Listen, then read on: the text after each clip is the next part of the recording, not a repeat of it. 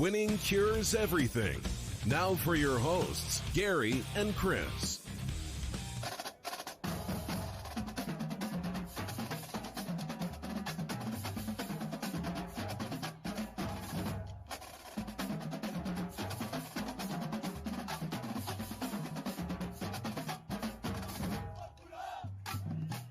Welcome in. Winning cures everything. It is Monday, July the 13th. I'm Gary.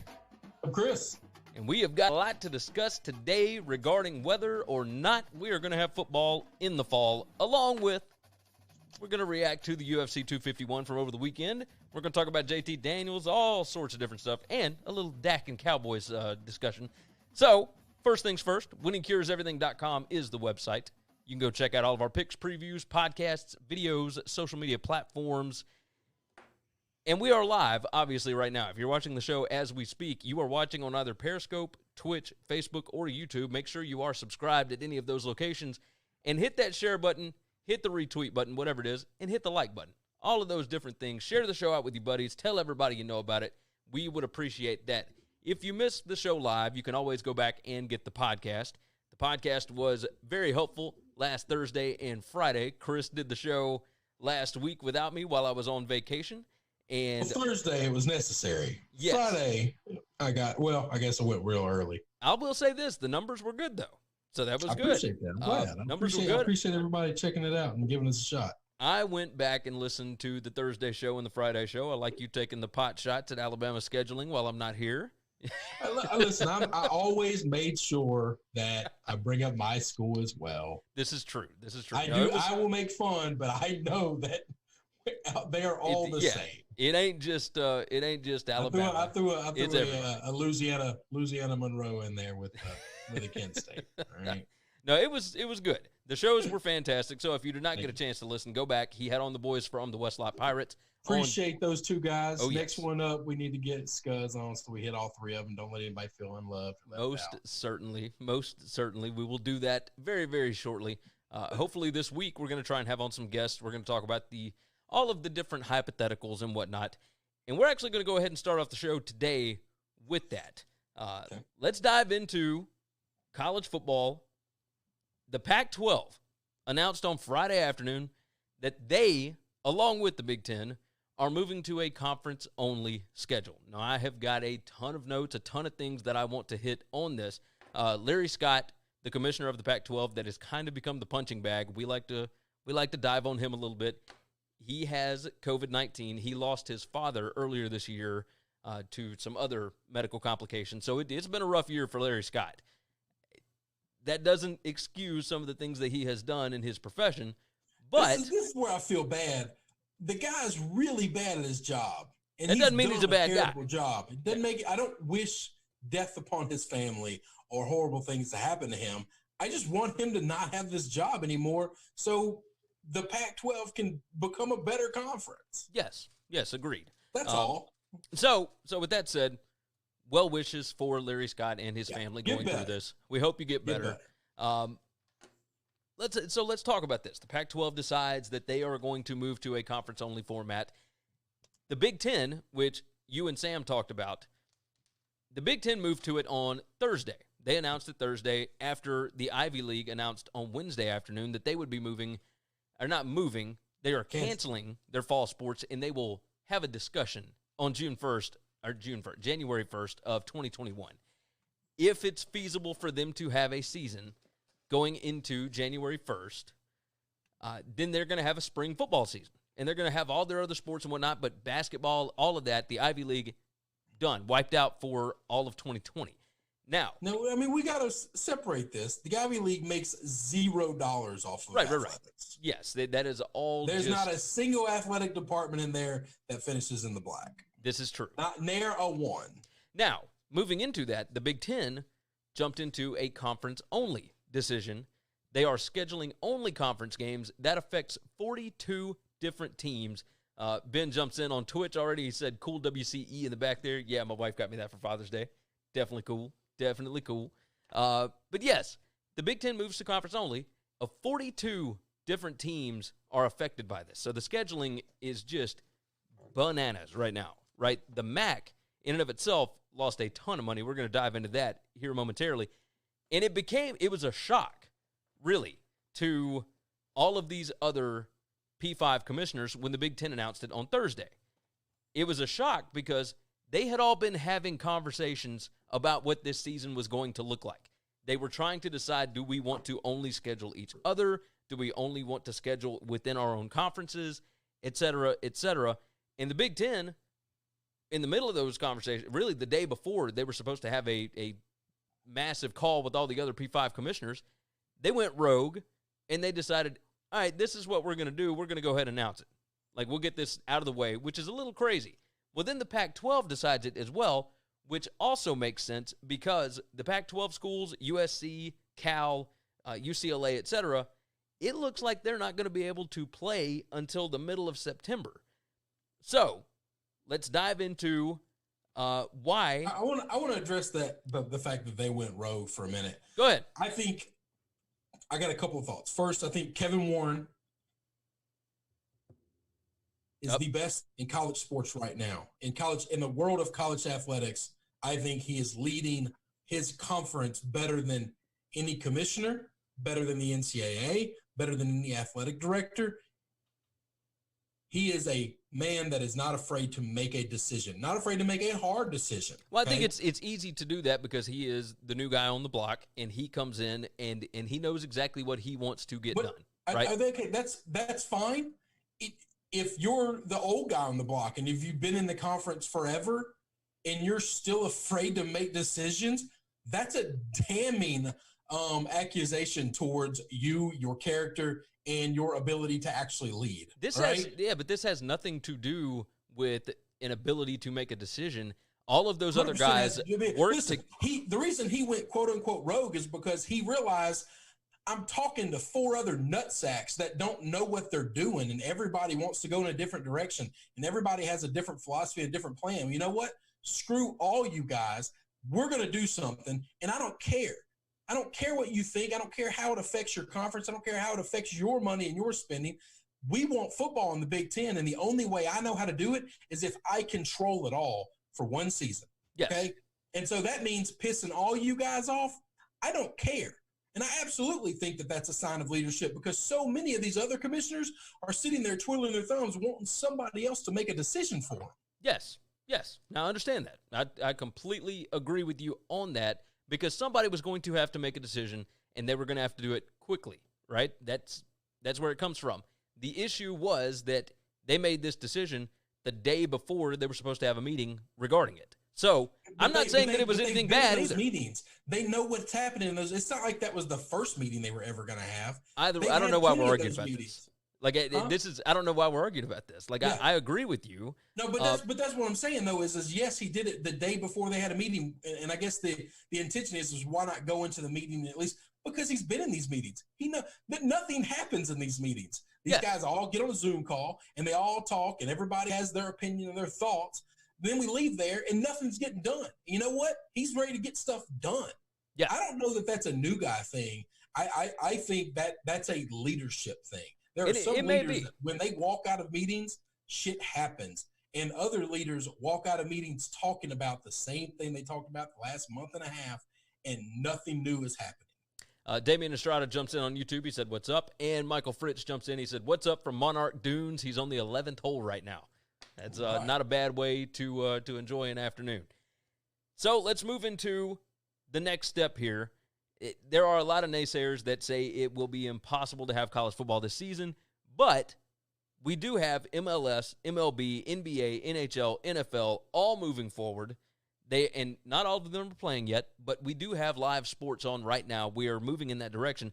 Conference only is the best way for us to get a season because each conference effectively is their own league. There is no czar of college football. There is no commissioner for all of college football to determine what the standardized testing is going to be, what the scheduling will look like, etc. So let's go ahead and explain the scheduling format. When it's conference only, you can basically do whatever you want to. Correct. Like the flexibility makes it so easy that you can schedule the games that are the most important early to make sure that you get them in, and then you can kind of rotate and see what you want to do as we go. So with the Big Ten, they're wanting to have a 10-game conference schedule. Who knows if that's actually going to be feasible or not, right? So it depends on all of the scheduling flexibility. It depends on whether or not kids get sick, whether or not they have to postpone games due to the fact that an entire offensive line room got knocked out, depending upon all kinds of other things. But if you have that happen, you can go week by week in this format and not have to worry about it, not have to worry about your television obligations, all of that kind of stuff, because it's all going to be there. I talked about that Friday. You basically have 15 weeks to get in 10 games if you want to make it to 10. You have 15 weeks to get in 10 games. You just start on time. And I thought about this over the weekend. I would give every conference every team, one we would like to postpone game. You can, if your quarterback goes down, if Fields goes down for Ohio State with the Rona, and he's got to be quarantined for 2 weeks, they got 1 week to say, we'd like to postpone one of these games. We're going to kick it down the road. No problem. You got 15 weeks to get in 10 games. We're going to do that for you. Every team gets one. Now they still got to make that game up. That's okay. This is why I don't think they should try to make the 10-game schedule up early. No. You schedule out 4 games to start with. Four games to start with, and then after that, every 2 weeks you reschedule more. 2 weeks you reschedule more. 100%. If a star player goes down, or a whole offensive line goes down, or a whole team gets hit real bad, and the conference says this is not safe, Michigan's going to take off. Minnesota's going to take off for the next 2 weeks. Then you take their schedule out, you reschedule the next couple of weeks, you figure it out, you push everything back. And once again, 15 weeks to get in 10 games. That's literally taking a week off every game. Well, here's the thing. It's not hard. You're really trying to get 9. That's what you're really trying to get. You want to get 9. Yeah. But there's no reason you can't. There's no reason if your team gets killed and crushed with this thing over a week and you take 2 weeks off, just the way the science, what we know about this virus, you're not going to get crushed again. Everybody's already gotten it. We're good. Let's move forward. Ben jumps in on Twitch. He said it'll be hard to judge teams from different conferences for the playoff spots because theoretically the Pac-12 could be at the same level as the SEC. Theoretically. We'll get there. Now, we're going to get to that on this we're going to get there. On this thing. So going back to what scheduling will look like, what we were just saying, for those that want to know why conference only works, your Texas A&M against South Carolina doesn't seem like it is the best option when you could have Texas A&M against North Texas or whoever one of their in-state opponents would be that's a non-conference game, right? But when it comes back to that standardized testing, again, their own leagues, etc., they can set in the SEC what they want the testing to be. The SEC can't go and tell the Mountain West or the AAC or the MAC or whoever else. They can't tell them what they want their testing to be, and those teams can't even afford it. They can't afford the same thing. Travel is irrelevant because all these people are flying charter if you're in the Power 5, in most group of 5. Damian jumps in. So going from South Carolina to Texas A&M or Rutgers to Nebraska is nothing. Is nothing. Yeah. West Virginia to anywhere in the Big Ten is nothing. You're right. It's controlling the testing and making sure everybody's doing the exact same thing and we're all following the same rules and umbrella. Damian jumps in on YouTube. He said, funny you mentioned MLS coming back because MLS has already postponed a game over the weekend because players got COVID. This is why I don't think sports should be coming back this soon. And we'll discuss all of this. So we're going to get into the ethics of whether or not they should be playing as we dive through. So the reason why these games are so important, right, now that we're still discussing the scheduling aspect, they are going to schedule division games first for the conferences that have divisions. This is not going to be traditional whatsoever. You're going to have Alabama and Auburn in early October, likely. You were going to have Alabama LSU maybe in September. You're going to have, Mississippi State and Ole Miss playing in late September, early October. Like, these kind of things are going to happen because you want to get in the division games first to figure out who your conference championship game representatives are going to be. Why do they want the conference championship games to happen? Because those properties are incredibly valuable. Now, in the SEC, it's just part of the package. In the Big 12, in the AAC, in all of these other leagues, it is a whole separate property. So that game, regardless of how many games happen during the regular season, the TV package and that game are separate for the majority of these conferences, and that game matters a whole lot because the ratings are through the roof, and they will be again this year. Michael jumps in on Twitch, said, I'm bummed no Colorado and A&M, was looking forward to being in College Station. Yeah, you'll get it likely soon because I would imagine that they're going to find a way to reschedule these games, not this season, but going forward, they will find a way to fit it in so that contracts can be met, etc. So all of the division games scheduled first, and then you're going to fill in the rest of the gaps if you can have the remainder of the season. But this way, if you do the division games first, if you're only able to fit in 6 games in 12 weeks or whatever, then you've got your division champions, and you know what you're going to do. Your tiebreakers are done, all that kind of stuff, right? So let's see. The Big 12 likely to schedule their biggest games earlier in the season. You're going to have Texas, Oklahoma early. You're going to have Oklahoma, Oklahoma State early. All of these will happen earlier because those are the games that matter. You got to get those in. So if you only have 6 games in a season, you want to make sure that you've got Oklahoma and Texas. You want to make sure that you've got Oklahoma and Oklahoma State. You got better. There's just no reason that once you get started, there's no reason to not be able to play out, to get to 9 or 10 games. Right. And that's if we ended at the normal time that we normally end the season. There's nothing mathematically telling us we can't try to get 10 games in, 20 weeks. Like, what happens if we play into December? Does the world end? No. Just keep playing. It's okay. We're not going to have a normal-looking bowl season anyway. So you're not worried about getting into normal bowl season time and all that stuff. No one cares. But what you worry about when you get it – now, obviously, everything's a little crazy anyway, but once you get into the next academic calendar year, then you have to worry about what the guys did academically in the fall, and then you have a whole nother set of circumstances in are they academically eligible. You basically have the entire month of January, right? It depends on when they come back. It depends on when the school starts. Well, the national championship isn't played until the second week of January. Right. So how would 2 more weeks hurt that?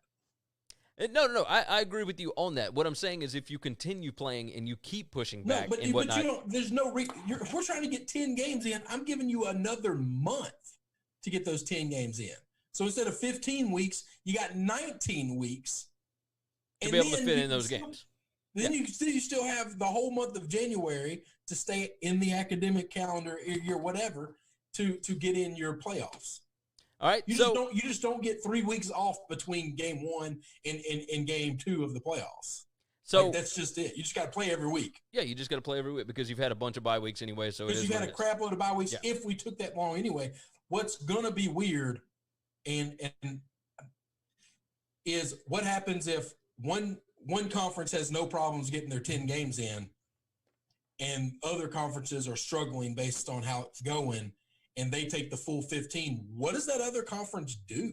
Well, that's the reason for 5 weeks. You have to be able to set some kind of a deadline.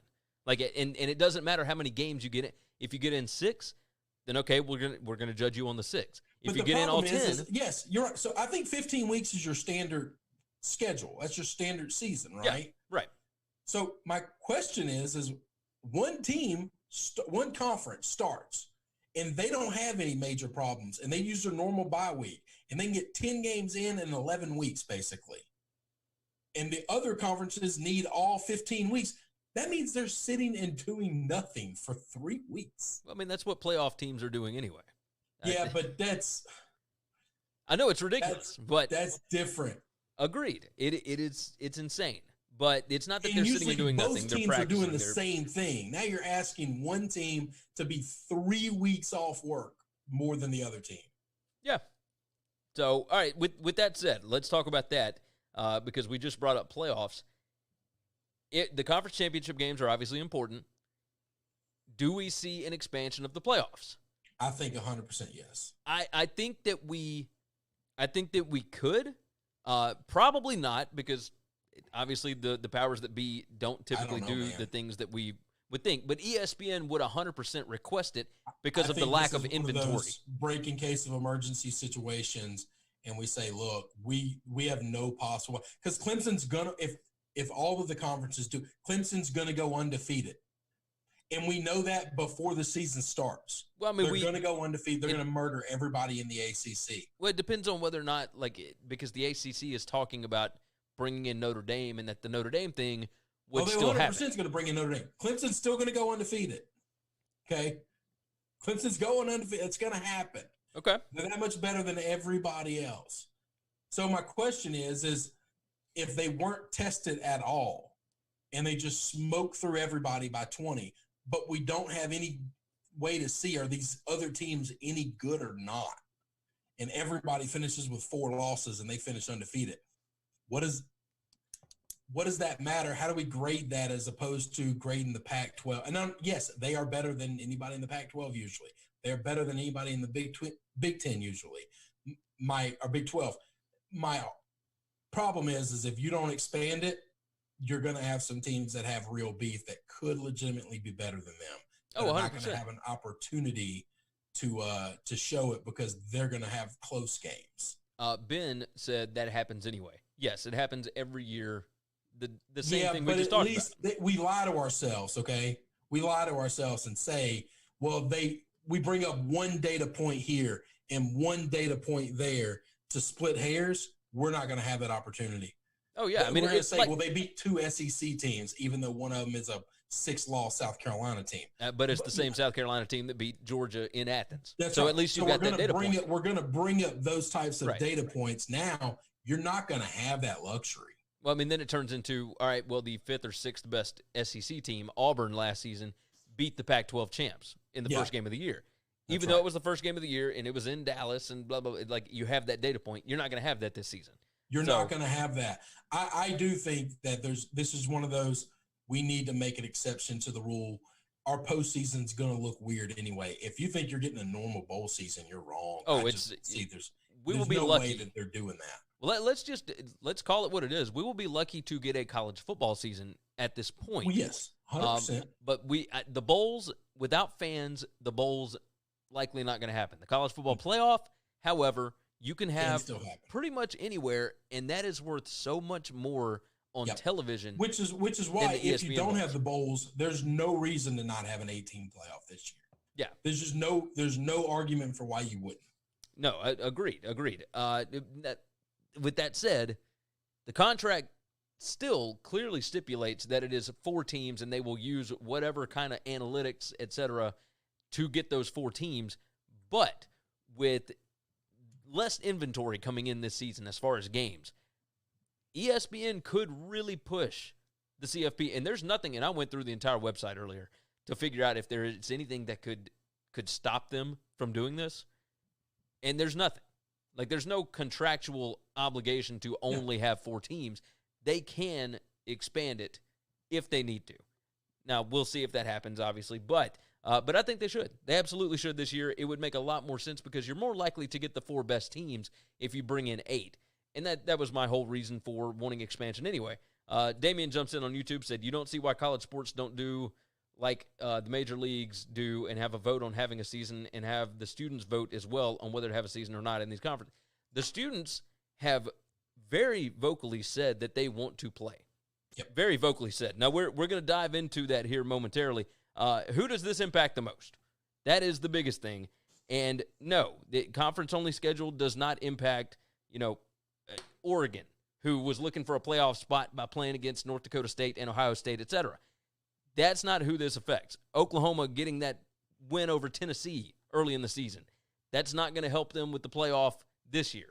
Who it affects the most is the G5 and the FCS schools who depend on these bye games and these contracts every single season. To use a local example, Memphis, their television budget that comes in, the television money that comes in from the AAC contract that was just approved last year, is a hair under $7 million a year. They had one game at Purdue this year that was canceled, and the contract was for $750,000. Now, it was a one-off. There is no home game coming back to them. There is no it was a one-time thing. They were going to play in West Lafayette, and they no longer get that $750,000. Now, we'll see what happens with all the contracts, etc. But when the Big Ten decided to cut out all non-conference games, the MAC lost over $25 million in budgeted bye games.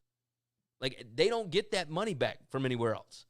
And the money that comes in for the MAC, television money, the AAC, we're talking about like they don't get a whole lot. You know, we always hear the SEC, every school gets $60-something million, and the Big Ten is the same, and the Pac-12 gets, 30-something million, and the Big 12 gets 40-something, whatever it is. The AAC getting $7 million is the closest to the Power 5 of any of the Group of 5 leagues. The numbers are that the MAC gets $900,000 per school for TV rights. Conference USA and the Sun Belt only get $500,000. The Mountain West is somewhere in between the MAC and the AAC. Those are the schools that are going to end up cutting a ton of sports this season. And not just this season. It's going to have ramifications long term because they won't be able to make that money up. This is just a conversation of whether or not we are going to have a season this year, and then it turns into, well, what are we going to do next year? When they cut the sport, they can't just bring it back the next season. There's a whole list of things that you have to go through to get to it. So that's who we have to pay attention to see what's going to happen because – Hang on. Go ahead. UAB cut football, which is a crazy hard sport to just start from nothing. And then they literally just said, we messed this up. We're bringing it back. Yeah, they brought it back. They brought it back 3 years later. No, they brought it. They voted to bring it back like several months later, and it took them 3 years to bring it back. Did it take 3 years to get back to playing? Yes, games? it was 3 years before they played their first game back. You can go back and check me. I'm telling you, it was 3 seasons. So, and it may be that some of these can fire back up immediately, but they're not going to be nearly what they were, and it's going to take a whole But here's the thing, Gary, revamp. most of these aren't anything special anyway. That's why they're getting cut. Okay? That's why Agreed, it's non-revenue sports. It's all sports that cost money. However, it's less scholarships athletically that kids can use to be able to get into these schools. Okay, and but that sucks. That doesn't mean that the school is good at that sport. No, I didn't say that. Literally, they can turn it back on, and those kids can start getting the scholarships again. Now, those kids can't. The next kids can. But it's going to be the exact same as it was beforehand. They're getting cut because they're not competitive and nobody cares about them. Stanford is never going to cut swim no matter how little money it makes because they are the best swimming school in the world. All right? It doesn't make a lick of money for them, but they'll cut every sport they have outside of football before they cut swimming because it matters to them. Yes. Every school has those small sports that matter to them, that they invest in heavily, even though it doesn't make them money. They're super competitive in them. Ben jumps in on Twitch, by the way. Those aren't going anywhere. Ben said Boise State just brought their baseball team back from the 80s, and it was just cut after one season. Yeah. Like, you're going to see that more often. That was just a decision that they just chose to not – they didn't need baseball for a long time. It didn't take that long to bring baseball back. Right. They didn't need it. Then they decided, all right, we're making enough money. We can bring this sport back and try and field a competitive team, et cetera. And then this happens, and that's the first one on the chopping block. Oh, right? yeah, because they just brought it back, so it's the easiest one to cut. And it's a pretty pricey sport. Yes. No, it absolutely is. So let's close out with this. One, the spring, that's not going to work. That's not going to happen. They will push back as far as they can, but they're not going to play in the spring. If you want to talk about the health and safety of kids, having them play 2 football seasons, whether it's shortened or not, having them play 2 seasons in the same calendar year is impossible. That's not going to happen. So, and on top of that, if you push back and say that we're going to revisit this in June or in January, who knows what's going to happen when you actually get into flu and cold season? Because that's when the viruses are more, and it's not necessarily this one, but who knows what's going to happen at that point? So if you get into December and you've got another spike, what do we do at that point? So at that point, you may just have no season whatsoever. So they're going to try and do everything they can to get this thing into the fall, period. Ethics, right? So Jay Mariotti came on Paul Feinbaum on Friday afternoon and was talking about how irresponsible it is that they would even consider playing football this year, et cetera, et cetera. These kids are unpaid labor. It's ridiculous, da-da-da-da-da. So the question turned from can they play into should they play? And my answer on this is 100% absolutely. I think the kids are safer to be playing college football as opposed to not being on campus and not being there. One, if you have nothing to look forward to, nothing to play for, nothing to get ready for, you are less likely to go out and wear your mask and go out and et cetera, right? So you're not going to be trying to stay as healthy as possible so that you can actually play. On top of that, these kids are getting tested multiple times a week. The majority of them, 90+% of them, are asymptomatic. They have no symptoms whatsoever. All of them. We haven't had a single college football. That's 100%. We haven't had a single person tested by the NCAA for college football, okay, that have had any symptoms or any sickness whatsoever. A lot of them have tested positive. Yeah. And none of them have had any symptoms. These are not hospitalized. I'm talking not the lack of taste and lack of smell. No symptoms. Yeah. Nothing. All of them. Nothing at all. I mean, it's insane. So if you are going to cancel this to where the kids can't come in and they're not going to start playing until January, or they're not going to play again until next year, I think it's going to be worse because you're not going to have these schools using the testing and making sure that all of these kids are safe, et cetera. If all of them are at home, or if they are just walking around on a college campus without trying to protect themselves and trying to protect other people, it's going to be worse. It's absolutely going to be worse. So these players are in better hands medically by playing the season than they would be if they were not going to play. Like, that's the bottom line. I don't know what else to say about it. I mean, this is so common sense to me that we should be playing college football. And yet, and this is very specific, okay? FCS schools where it doesn't necessarily matter, where they don't have the ability to test, that's a different story. If you don't have the ability to test, then no, I don't know that you should be playing. However, it's still gone on to show that none of them, like we just said, really have symptoms at all. Like, it's just something else. More kids die from alcohol consumption in colleges than they do from the flu and whatever else, and kids are more likely to die from the flu than from this. So I know I sound nuts and I'm sounding like I'm fired up, and I am, but this is a common sense kind of thing. We have no idea when a vaccine is going to be Here's the deal about those FCS schools. At some point in time, those individual schools need to look at their budgets and see, is this something they can afford to play or not? And, right. And so, yes, missing out on all the millions of dollars they're going to get from not getting these pay-for-plays from the big schools is going to suck. And if that means they all have to shut down, and maybe not all of them, but some of those schools that don't have the money need to shut down their football team for a year, it's not a health and safety reason they're shutting it down.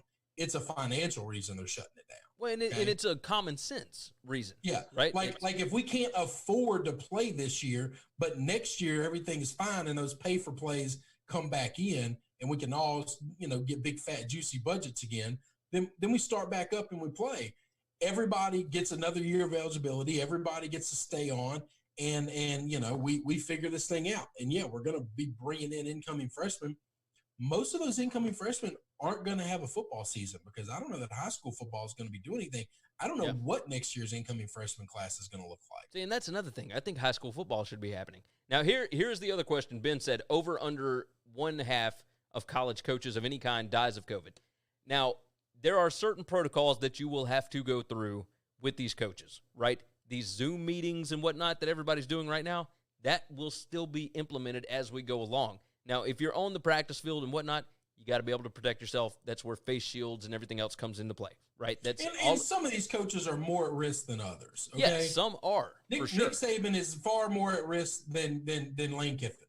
100%. That's just how this thing works. And is that unfair? I don't know how to make it fair. It is what it is. But Mac Brown might have to coach from a booth. That's okay. Yeah, there's a lot of people that have done it. Coaches have done that in the past. It won't be the last time. Hugh Freeze coached from a dentist chair in the booth for half the season last year. It happens. Yeah, and they actually won games where he was coaching from up there. Yeah, like you can still coach without being on the sidelines. That's okay. Yeah, Joseph Gomez. That's perfectly fine. Those coaches, listen, these programs, coaches, trainers, whatever, have access to the best medical care we have to offer. Yes. Okay, because college football makes so much money and none of it goes to labor. So when none of it goes to labor, everything around the labor is unbelievable. Yes. Yes. Joseph Gomez on YouTube. As many buildings as these big schools have, you can't make one or two into a bubble-like environment if you really want to push safety. No, they can. They can. I don't know how a school gets away with doing that. I would. I know you would, and they do have athletic dorms and whatnot, but they're not allowed to have. No, I'm not talking about athletic dorms. He's talking about a building. I'm talking about an academic building, a wing. I'm going to take one of these buildings that's going to be all online learning. Okay, English Lit is going to be all online learning. There's no class discussion that we have to have or we're in person. Okay, so that means we're going to take that whole wing, and it's now just the football wing. And coaches can live there. We'll build you an apartment. We'll be, we're just going to take this area in this building. We'll golf cart you back and forth from everything. And there's a way to make them a bubble while other kids are coming on campus, but no kids are walking in and out of that building. No kids are walking in and out of the athletic building. Yeah, there are ways to protect these coaches. The problem that we're going to run into on all these college campuses, if you're trying to create a bubble, is the co-eds. Yeah, that's likely going to be an issue. That's the reason the college campuses can't create the bubble is because there is no amount of security that you are going to put on these young men that are going to keep the ladies away. It's just not happening. It is true. They are going to find a way to get in. But that's why they're doing all the testing. Or those guys are going to find a way to get out. But some way somebody's going to find some ladies. Yeah, something's going to happen there. So, with that said, should they play? 100% yes. Yeah, we think so. Yeah, I believe that. My opinion has changed on this since it started, and I have evolved as I've gotten new information. If kids start getting hospitalized, then we will have a different opinion because right now the numbers just say that's just not going to happen. Yeah, the data. If it starts happening, then I have to reevaluate myself. And everyone who says, "Oh, well, I told you so, you shouldn't have done it," doesn't necessarily make you right, because if no one ever gets hospitalized from this, and you were saying we shouldn't have played at all, then you were proven to be completely dead wrong. Yeah. So we just got to kind of play with parameters and then, hope for the best. Joseph Gomez said, even the nerds in Revenge of the Nerds lived in the gym for a minute. Yeah. You got that right. All right. Let's move off of this one. We spent enough time on it, but because I was not here the last 2 days of last week, I wanted to jump in. It's the biggest thing going on right now with what we are doing. 100%. JT Daniels, he was granted immediate eligibility at the University of Georgia by the NCAA, and I'm a little irritated about it. And here's why. He announced that he was transferring on May 28th.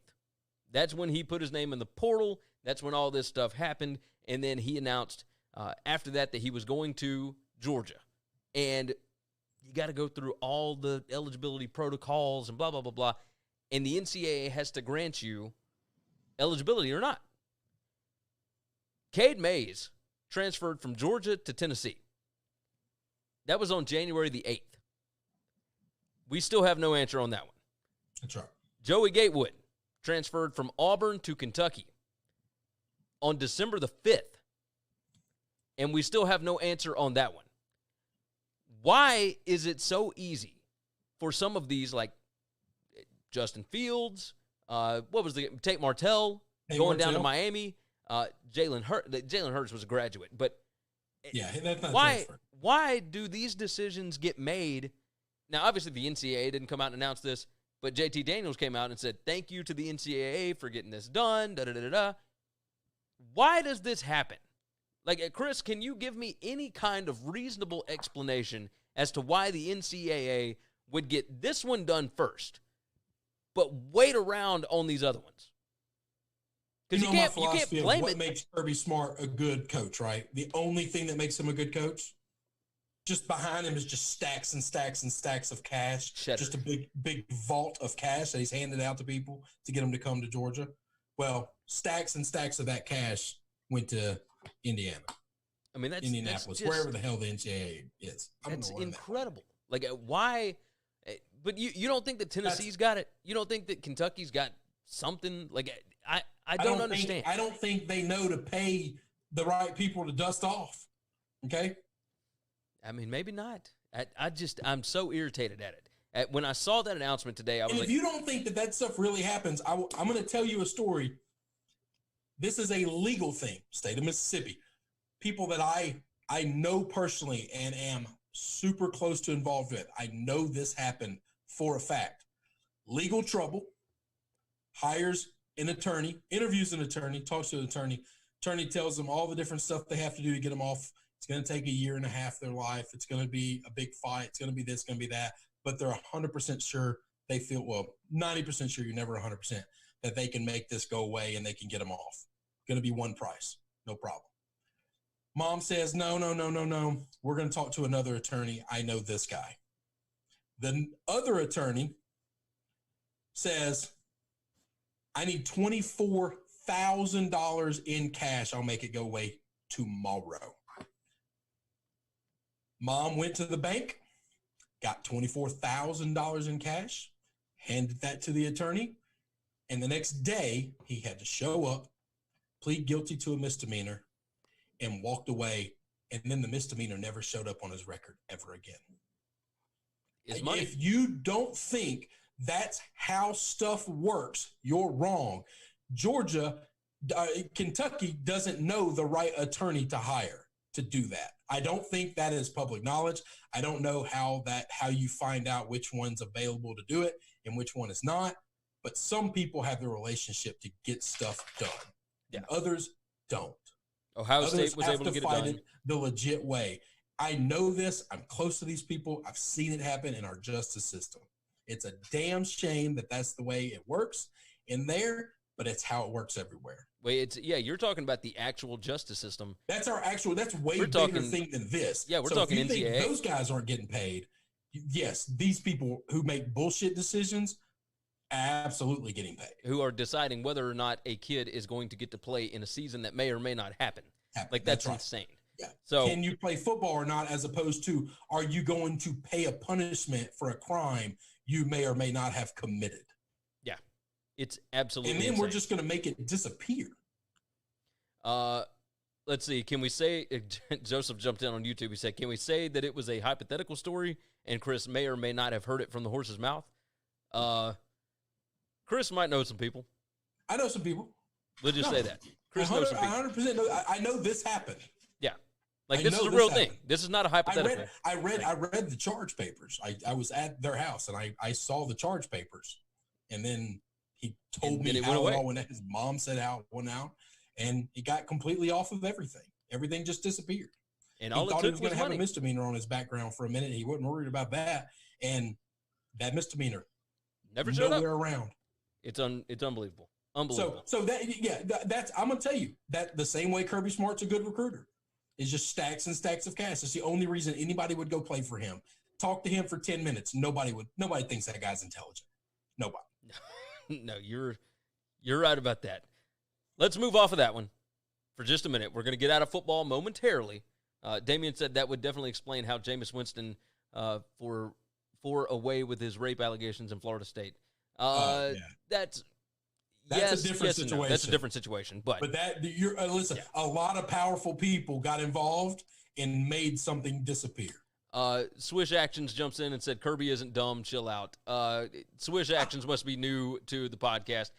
Look, and then Ben jumps in and said, Kirby's an idiot. Look, I like Kirby Smart. I do. That's fine. I don't think that he is the greatest. I like a lot of dumb people. I don't think he's the greatest X's and O's coach in the history of the world, and he has shown that multiple times. I do think he's a fantastic recruiter, and he understands the way that the college football world works. But the fact that he was able to get this kid eligible immediately after transferring from Southern Cal at the end of May, while other kids in the SEC have not been able to get any kind of a ruling, is still absurd to me. Do you think that if he was the head coach at Mississippi State, he would be half the recruiter he is? Oh, absolutely not. Okay. Absolutely so not. He's not a great recruiter. No, he is. It just depends on – I think that he would do a better job at Mississippi State than Joe Moorhead was able to or Dan Mullen was able to. Yeah, but Dan openly does – you're comparing him to two people. One, who is a terrible head coach, okay, just a god-awful head coach and had no deserving to be that. And the other openly says he does not really care about recruiting and he just hires other people to do it. So that's the person you're comparing him to. Ben said, you mean he understands how to hand out money? Damien said, Kirby is Ryan Pace. Dear God. Love it. That is absolutely ridiculous. All right, let's. When you say somebody's not good at X's and O's, but their job is coaching, that's a damning statement on them. No, it certainly is. I think he's good at X's and O's on the defensive side. That literally is a challenge to their intelligence. I think he is smart. You're good at X's and O's because that's all your job is. I think that he is smart on the defensive side of the ball. I think he's like Will Muschamp in that regard. Only I think he's a better recruiter than Will Muschamp is. So, and now a lot of that has to do with where he is, but Will Muschamp at Florida wasn't able to do it. So, yes, he has everything lined up for him at Georgia to be able to be successful. I think he's a pretty good coach. I think if Will Muschamp was the coach at Georgia, they would be better than Kirby Smart. Oh, I don't know about that. Okay. I think Will struggled at Florida because the academics at Florida make it more difficult to recruit. More difficult, not impossible, but more difficult. Damien said Kirby equals Jason Garrett, and then Swish Action said stop it. I don't agree with that. I don't think Will Muschamp is that good. Ben said Muschamp beat Kirby this year. Yes, he did. Everybody can. A squirrel can find a nut. You know why he beat him? You know why he beat? Because he's a better coach than he is. With like a third of the talent. He was playing with his third-string quarterback, a guy that's never taken a snap in practice. How in the world did we – Matthew Miller jumps in. He said he's fine with X's and O's. He's bad with game and time management in the sequence of all of it. He ain't fine with X's and O's. He's just not. He's just not. I don't know how we got in this. I don't know how we just got – okay. Any opportunity I can, I'm going to shit on Kirby. I know. That's what you're doing. That's fine. I'm not here to necessarily defend him. I'm just giving you my opinion. I think he's all right. I love making you defend him, though, because it's so weird. I know. It's so hard. It's so hard to defend an idiot. I do it all the time. It's all right. It's very difficult. I will admit that. I have many friends that I have to apologize for constantly. Ben said Leach will crush Kirby. I mean, maybe. I don't know. Not at the current schools that they are at. But let's dive into UFC 251 for just a few minutes here. Chris, did you end up watching it Saturday night? I did. And you're like the third person I heard was like, oh, that was so boring. So I liked it. I actually really enjoyed it. One thing I was pissed off about, I guess I didn't do the math on what it was going to be like, but Fight Island is stupid. Like, Fight Island is the dumbest thing on earth if you're not going to fight on the island where I can see it. You're fighting like a blacked out room. Yeah. And that's really dumb. I wanted to fight on the beach. And then I realized, oh, yeah, it's like 110 degree heat index there. They can't fight out there. Yeah, they can't fight out there. However, they can practice. Why did you buy an island for you to fight on if you're not going to use the beauty of the island? Why build a ring by the ocean? Well, so I don't know if I guess not the ocean. Anybody that wasn't paying attention, over there, they are 9 hours ahead, right? Yeah, 7 a.m. in the morning. So it was incredibly early in the morning. However, they were working on U.S. time. So the fight started at 9 p.m. Central Time or whatever time it was. It did not end until after 1 o'clock in the morning. It was insane. They didn't even get into the octagon until, well after midnight. Central. And so, and it was insane. Or 11 Central, yeah. No, it was after midnight Central. Like that's what, it was after midnight. It was insane because all of these fights went for freaking ever. It set an all-time. Yeah, nobody finished anybody. Yeah, it was an all-time record. Even the 8 of the 13 fights went the distance through the whole card. Like that's prelims and everything. Card. But once you got to Fight Island fights, like the pay-per-view fights, they all went the distance. 2 of those, well, no, the first one did not go the distance. The first one was an arm bar that was Rebus against the ladies fighting, right? That's the first women fight. First one, and it ended in 2 minutes. However, 2 of the fights that did not go the distance went into the final round and finished with less than 2 minutes remaining in the fight. Yeah, I mean, it was insane. Let's see. But I did enjoy the fights. I thought the judges got one fight glaringly wrong with the Holloway fight. Holloway fight, yeah. Holloway fight, yeah. That's it. But other than that, now I lost money on that, so I'm a little bitter. But they absolutely got it wrong, regardless of if I lost money or not. They got it big wrong. Yeah. I mean, it was incredible. Look, I had Volkanovski in that fight, and I think it was scored wrong. Like, it made no sense to me. I thought Holloway won those first 3 rounds, and it wasn't even close. And then the fourth one, the fourth round, I think he lost. The fourth round, but even that one was questionable. And it was obviously, still close. It was still real close. I think the fifth one was obviously Volkanovski's because he knew he had to get a win. He had to get a knockout. And so he didn't come close. And all Holloway was doing was coasting at the end of the fight, but it's also because he thought he had 3 rounds and just don't get finished. Yeah, that's why you don't just coast. I don't know that you wanted to talk about this. Can we talk about some of the prelim fights that happened on ESPN? Yeah, go ahead. So I didn't get a chance to watch a lot of them. I have no idea who any of these 2 people are, okay, by the way. So I'm going to do the worst way in the world of describing this. There was a fight between 2 fighters. One was like European. One was Hispanic, probably South American, something of that nature. The European guy hits the South American. They stop the fight 3 different times because he hits him in the nuts. The official, because there's no crowd, you can hear everything, is yelling at the dude, "You got to stay off his cock. You got to stay off his cock." He finally brings him over to his corner to get like his corner man to, you have to translate. Tell him to stay off his cock. Hearing an official use that phrasing is the funniest thing in the world to me. Oh, 100%. The sophomore in me was laughing hysterically at him yelling at this guy for hitting him in the dick. Yeah. Then I thought I learned rules. When you get hit in the dick, you get 5 minutes to recover. Yep. Getting hit in the nuts sucks. Oh, yeah. 5 minutes is a long time. This fight lasted forever because they had to keep stopping over and over. Every time they'd stop it, he kept bringing this is the official now, the referee, kept bringing the doctor in. What's he going to do? Is he going to pull it out and rub on it for him? Like, he got hit in the dick. We know it hurts. Yes. What are you doing? So I've come up with this philosophy that they need to go to immediately. You hit somebody in the nuts twice, and it's automatic DQ. No, forget that. They get a free nut shot on you. You're this way, spread eagle. They can hit you, kick you, do anything they want to your groin whatsoever, or you can walk away. You can throw the towel in. You can not take the shot in the nuts and say, "I quit." But that's happening. That's interesting. And I like that idea. 5 minutes. I'm going to get to kick you in the dick. Then we're going to separate, and then we're going to restart this fight. Yeah. Hang on. From the time I was sending you guys, all the Westlight guys knew the group text, the text about him getting hit in the nuts 3 different times. In that moment, it took me to type that text. He poked the guy in the eye and had an illegal knee to the temple. Yeah. They took away so many points to where the South American fighter, all he had to do was just not get finished, and he was going to win on points no matter what. But the problem is after the knee to the temple, the illegal knee, I was like, I think this guy's going to lose this fight because he can't hang on. Yeah. That was the most entertaining fight in the world because I learned so many different things. And then I came up with like new rules. And I think that's amazing. Yeah. No, 100%. I never thought when that day started, I was going to listen to an official tell another man, you have to stay off his cock. Yes.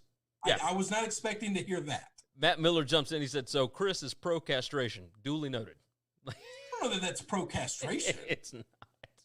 You hit somebody in the dick 3 times, they should be able to hit you back in the dick. Damian jumps in, said, watching Fight Club was more interesting than the UFC this weekend. And Joseph Gomez said, Dana White cashing Abu Dhabi checks. Yeah, that's why they're doing Fight Island over the air. That's the whole thing. They're cashing checks. I felt like I was hoodwinked when I realized, when are they going to fight outside? When am I going to see this ring? When am I going to see this ring? And we were about midway through the fight before I realized, oh, this is just what it is. Degrees over there. We're not seeing this ring.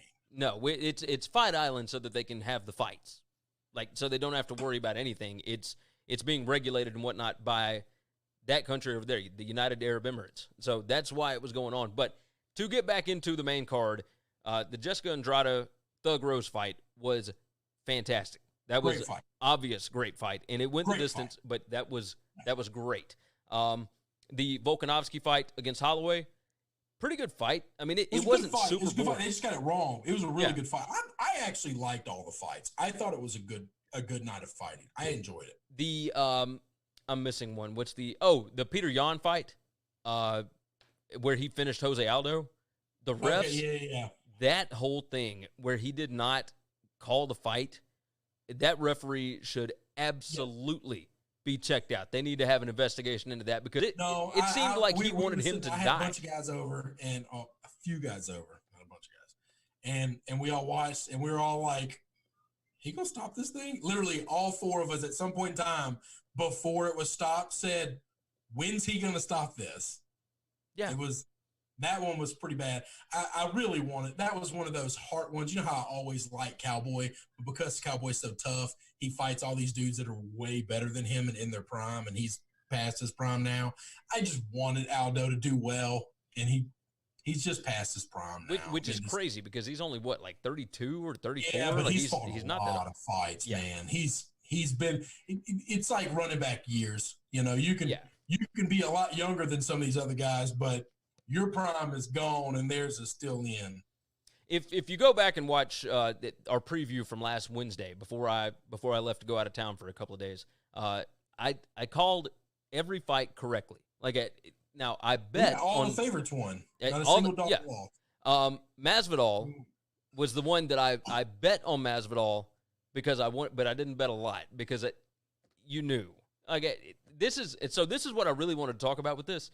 Yep. Is the UFC has a boring problem because these champions that they have are not sellable. They're not marketable at all. Kamaru Usman, yes, his fight against Colby Covington was entertaining.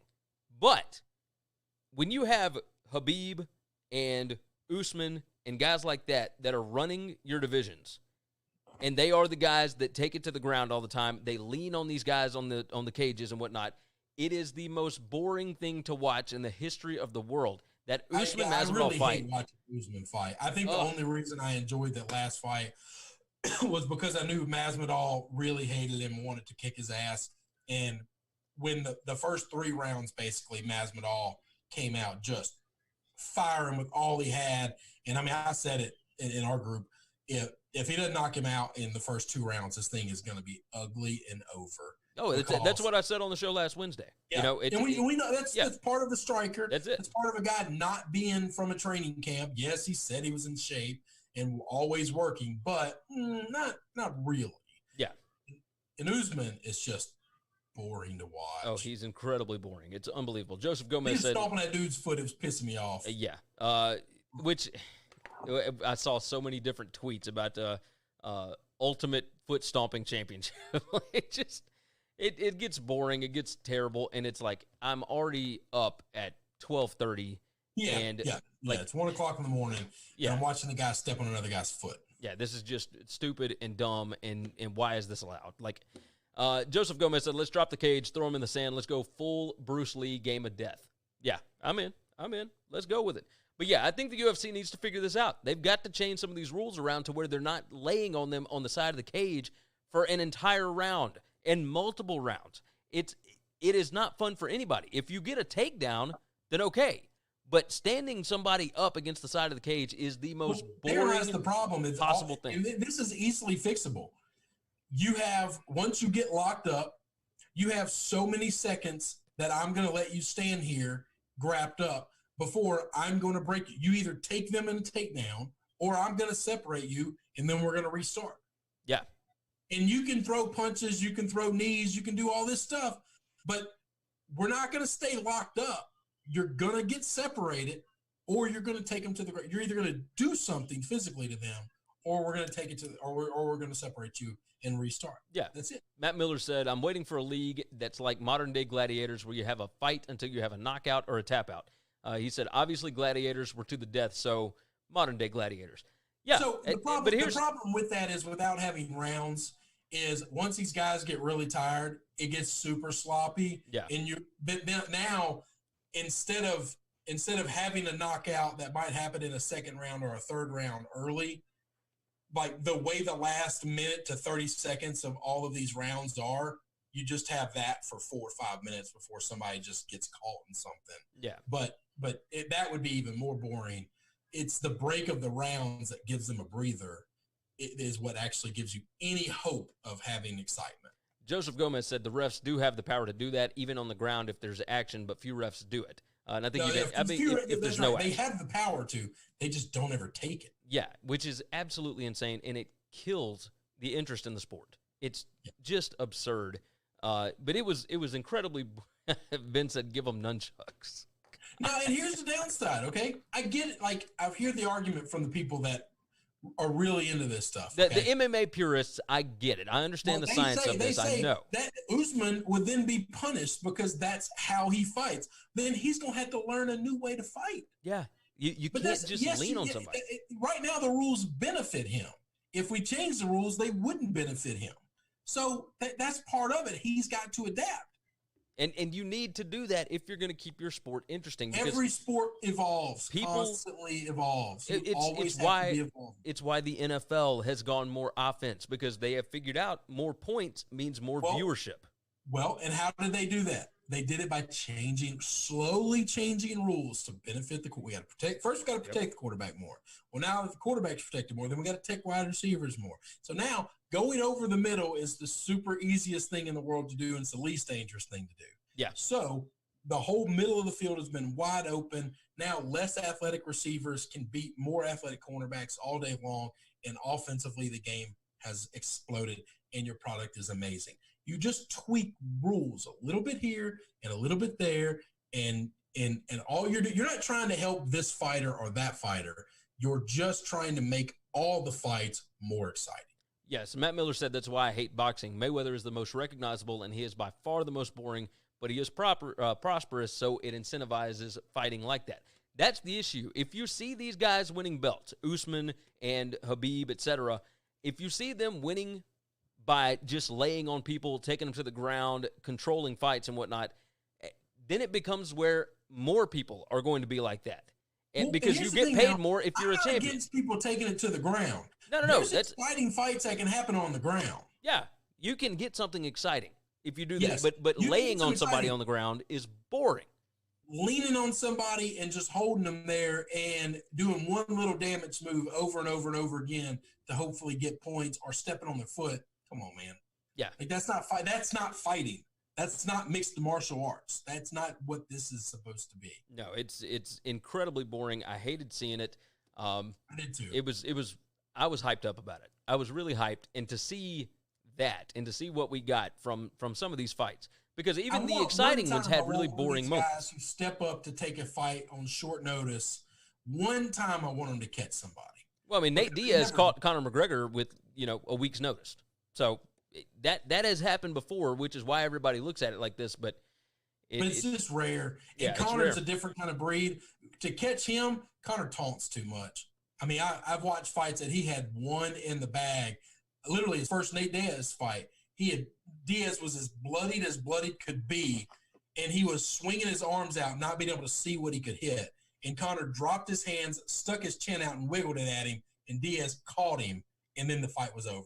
Well, I mean, he took it to the ground. Like that's how. But how'd he take it to the ground? First, he has to catch him off guard, and then he knows where he's at, but he can't see because he's got blood covered in his eyes. Yeah, no, I'm with you. But Conor was cocky, so you do something like that, then that's on you. No, 100%. Let's close up this show. We're over an hour already, but man, we had a lot to talk about. Let's talk about Dak Prescott and the Dallas Cowboys and how they are nowhere close to a long-term deal. Now, this is not completely unexpected because they weren't anywhere close before. They still offered the franchise tag. The reason that this is a news story right now, Chris shared an article with me. Wednesday is the deadline for an extension to count for this season. So it would not, if it gets done after Wednesday, obviously you can keep him around longer and whatnot, but this season he will still be paid the franchise tag. 1 year, $31.4 million doesn't count against any extension. If you want to lock him up long term, you would like this year's guaranteed money that you've already agreed to him with to be a part of that deal, because that's $31.4 million a year and a year. Now, for those that believe that the Cowboys are that are lowballing him, they're not. Here's the latest via the Dallas Morning News. A source said the Cowboys offered Prescott a contract that would come second to Russell Wilson, who is $35 million a year in terms of average salary per year. The Cowboys also presented Prescott a deal that would surpass the most guaranteed money for a quarterback. The Rams' Jared Goff has the most guaranteed money in the NFL at $110 million. So $35 million a year, okay, it seems pricey to me, but it could make sense because of where we are now. He's a good quarterback. Matt Miller said, hey, if he wants to get rich, he should play the Kirk Cousins game. Yeah, that is a possibility. I think that's what he's doing. And maybe it is, but I'm curious if the Patrick Mahomes deal did not make his agent go, hold on a second. Like, they're wanting to offer you $3 or $4 million or 3 or 4 years. Why don't we hold out and look for 6, 7, 8, 9? Like, I'm curious if the Patrick Mahomes thing has changed the game for all of these quarterbacks. Like, am I crazy for that? If I was him, I wouldn't do that. I would rather. I mean, LeBron James mastered this in the NBA. Shorter contracts, man. Bet on yourself. Shorter contracts, because in the NFL, all this stuff is funny money. All these contracts these owners can get out of, the late year stuff. If you think you're going to play for another 8 years, then sign 2 4-year deals and get a ton of money in this one and let the team have security. And then your second deal will be even more, because you don't know what quarterbacks will be getting paid by then. Yeah. What if quarterbacks are getting paid $55, $60 million in 5 years? Joseph Gomez said that Greek yogurt company must be paying him a ton if he's so sure he can bet on himself. Yeah. But what happens if they're paying $55 and $60 million? You say, oh, well, that's crazy. Really? Because 5 years ago they were making $19 million. And now you've got guys making $45 to $50 million. 45. Yeah. So it's absurd. So is it really that crazy that in 4 years that it could go? Because we got another CBA coming up, and when the players get more money for the CBA, that nobody's paying offensive linemen more. All right. Nobody's playing these players that aren't getting paid now aren't going to get all raises, all right? Yeah. The quarterbacks and the star players, your star players in those star positions are going to get more. Matt Miller jumps in. He said, I hate that the best guy in the game who is generational gets paid, and the average guy thinks he gets boosted up because of it. You get paid what you're worth. I completely agree with that. I've never understood the concept that once Aaron Rodgers got paid, Joe Flacco just thought, man, I'm worth so much more money now. Really?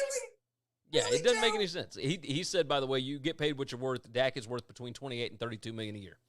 Yeah. That's probably a good number. That's probably the best number I've heard anybody actually give out in a while. At this point, I don't think that 35. Really good quarterback, but he ain't better than Russell Wilson. He's not better than Patrick Mahomes. He's not better than the guys that are about to come up and get paid behind him, which is going to be Lamar. He's not better than Watson. He's just not. Yeah, he's really, really good. He ain't those guys. No, he's not. No, he's not. Is it okay to be really good and not those guys? Tom Brady's got 9 Super Bowls he's been to. He's been to 9 Super Bowls.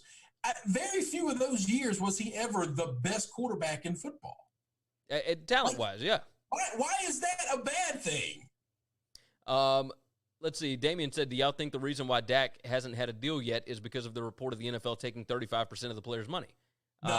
No, I don't think that has anything to do with it. Because that's not going to happen, by the way. No. That 35% in escrow, that I would be shocked if that happens. Yeah, I agree with you there. I absolutely agree. And I need to learn a hell of a lot more about the contract of why they're doing that, why they need it, and then what the escalator is to make that money come out of escrow, and when that happens. Yeah, I would need to. I need to know more details before I think that's actually a reasonable request. Agreed. All right. I think that's going to wrap up the show today. Is there anything that is that's popped? Nope, that was it. I was just trying to look up the numbers on Dak while you were talking to make sure we're good. Yeah, I don't see anything that has happened. So we're going to go ahead and close it out for today. But with that said, let's see. Ben closes out. Are we just going to ignore the fact that Case Keenum came in 5th at the American Century Championship and beat every other football player? Must be an omen. Maybe, hey, Chris, I know is looking forward to having Case Keenum on the Browns this year. I will say that. I am. And it's not a Baker shot. Baker has done amazing when somebody pushes him. When he's been challenged and he's been questioned, he's done amazing. When he had the keys given to him to the car, he jacked it up. He totaled the car. Yeah. No, you're right. We got a new review over the weekend. So if you guys would go and leave your 5-star written reviews over on Apple Podcasts, we would definitely appreciate that. This came from Jackson Barbs. He said, living in Australia, it's hard to keep on top of everything going on in U.S. sports. This podcast makes it easy and is entertaining to follow. So we appreciate that, Jackson, for sure. Yes, you guys, if you would, if you're listening right now, go ahead and go over to Apple Podcasts. Make sure you are subscribed. Make sure that you leave a nice 5-star written review. We will read them out on the show as we get them in. You guys are fantastic. Wait, we're getting around the globe now, Chris. We're in Australia. That's not too bad. I'll take it. I will take it. All right, you guys have been wonderful. Thank you, as always, for helping drive the show over in the chat.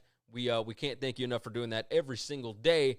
Go to winningcureseverything.com. Go over to sportsbookreview.com. That's where all of our college football coverage will begin in August. So make sure you are subscribed to their YouTube channel. You can find it all over at sportsbookreview.com. Again, winningcureseverything.com is our website. You can find our podcasts, all of our picks, previews, videos, social media platforms, etc. over there. And make sure you're subscribed and you are sharing the show out. Thank you again for everything. Take care of yourself. Take care of each other. We will see you again tomorrow.